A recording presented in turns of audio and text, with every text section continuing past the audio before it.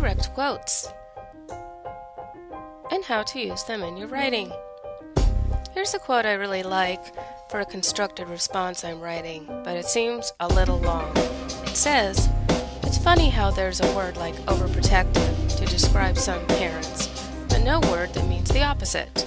What word do you use to describe parents who don't protect enough? Underprotective? Neglectful? Self-involved? Lame?" That's too many words. Step 1 to making this more useful is to ask myself, what do I really want to use from that quote?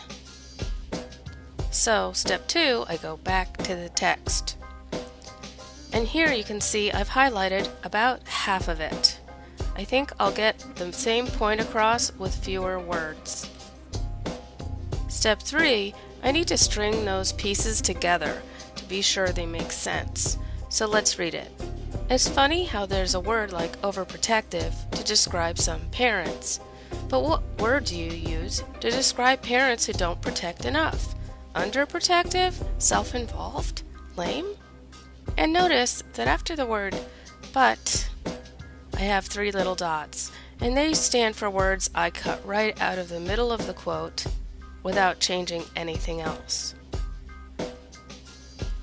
I have an idea. I'll break it up by telling who's talking. So let's try it now. It's funny how there's a word like overprotective to describe some parents, thought Justin. Period. What word do you use to describe parents who don't protect enough? Underprotective? Self-involved? Lame? He asked. So I've cut this and made 2 separate sentences. There's a little bit to notice about the punctuation here. Of course, we opened the quote around the word it's, as in it's funny. And then, here, I have quotation marks to show that that's the end of the words I've taken right out of the text, even though it's not the end of the sentence. And that comma inside the quote marks tells us that the sentence goes on.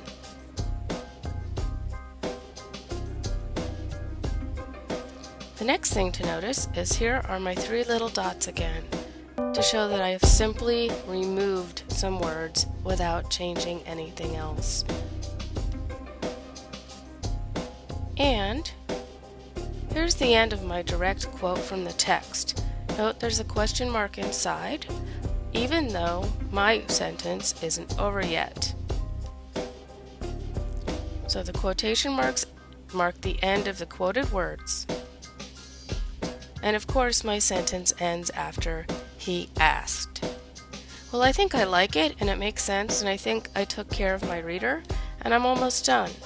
All I would need to do now is add some explanation to my constructed response. Something like, these words show how Justin wishes his family was more supportive, the way that August's family is. And then I'm done. So let's practice.